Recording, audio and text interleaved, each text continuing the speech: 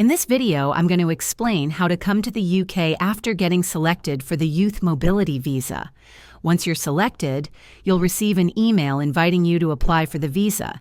You'll need to complete the online application, provide all required documents, such as your passport, proof of £2,530 in savings, and a tuberculosis (TB) test result if applicable, and pay the visa fee and Immigration Health Surcharge, IHS.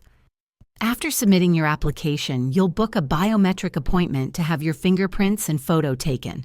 Once your visa is approved, you'll get a vignette in your passport, which allows you to travel to the UK.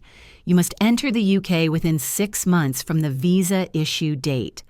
After arrival, you'll be able to stay and work for up to 2 years. Just make sure you meet all entry requirements and carry your documents with you when you travel. If this video helped you, please like and subscribe to the channel for more UK visa tips and updates.